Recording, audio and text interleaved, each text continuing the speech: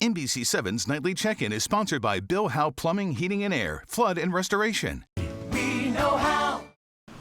San Diegans will be dealing with a warm-up this weekend while trying to stay safe from the coronavirus. In some areas, temperatures will soar to triple digits. Thanks for joining us for the Nightly Check-In. I'm Catherine Garcia.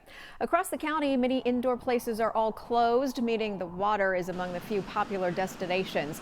At Belmont Park, the amusement park says they are open for some business. While the rides are not running and indoor arcades are closed off, they do have outside arcades and games and food spots and some shops that are still open. Still, the park says they aren't seeing those really busy summertime crowds they're used to. Things have been so slow, in fact, that they've had to lay off hundreds of employees.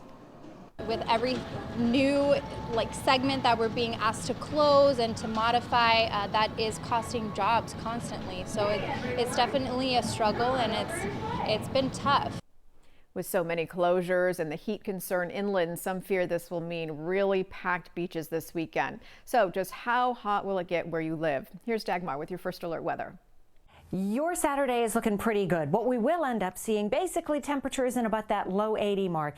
Looking pretty good along the coastal zones, I stress that. Inland valleys, you're starting to push up into that low 90 mark.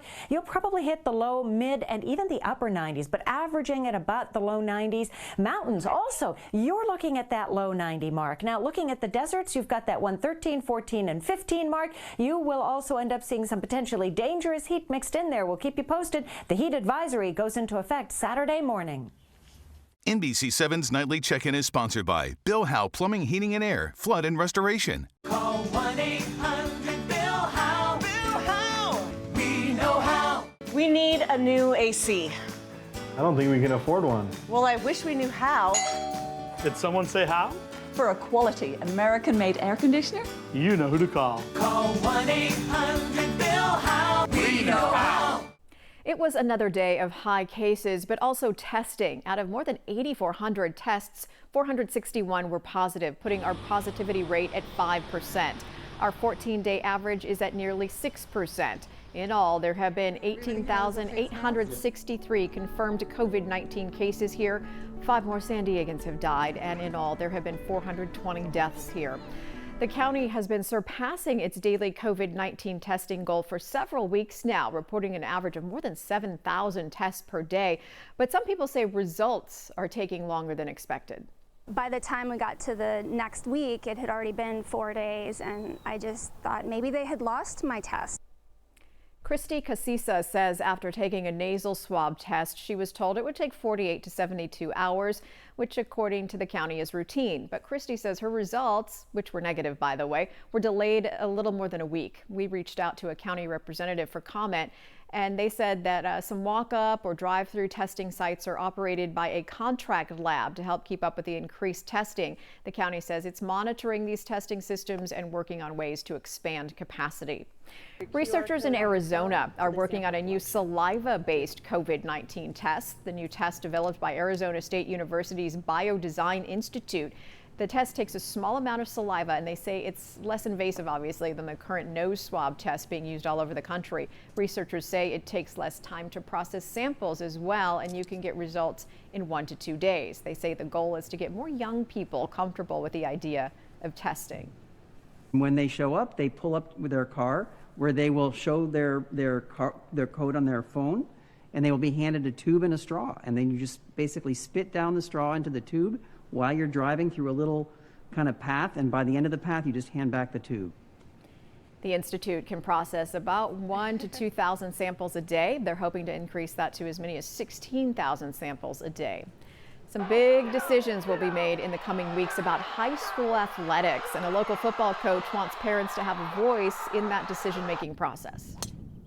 But for my son, I know what high school athletics has done for him, and at the moment, things are trending not in the best direction, but at the moment I think I would take the risk for my son and allow him to be a part of that. Scripps Ranch varsity football coach Marlon Gardenera created a website called LetFamiliesDecide.org. It is a nonprofit made up of parents and coaches hoping to get the attention of state and local decision makers. His message is that if kids return to school, they should also have the opportunity to play sports. High school sports are subject to restrictions from within each individual county, which means the San Diego County Health Department will have a say. If you'd like more information, we have a link to Let Families Decide to that website at NBC7.com. Today is opening day at the Del Mar Racetrack, but thanks to COVID, you know it's not normal at all. One of the biggest, most noticeable changes this year is that the horses will be racing without fans in the stands. The owners won't even be allowed to watch their horses race in person. Jockey Aaron Greider says he'll really miss the crowd and the big boost of energy that comes with it. As you're running down the stretch, it's very exciting. I think you definitely get a buildup of adrenaline, and it's a rush. But you know, we still get quite a bit of adrenaline in what we do. It's powerful animals that we're able to connect with, and once the starting gate opens and we get to running, we're just focused on that. So you saw you had a mask on there. They are now required at the track at all times. Yes, even for the jockeys while they are racing. Jockeys, groomers, trainers, veterinarians, racetrack staff will also have to do a daily health screening. Even though the stands will be empty, Del Mar still expects to do okay this season because they say 90% of their wagering is done off track. That's going to do it for our nightly check-in. Before we say goodbye, make sure to check out a new episode of Into San Diego. The team goes into that local face mask fight involving a Claremont Starbucks barista, the one that went viral. The phenomenon changing the barista's life forever. And for the first time, we're really hearing his full story. Have a great weekend.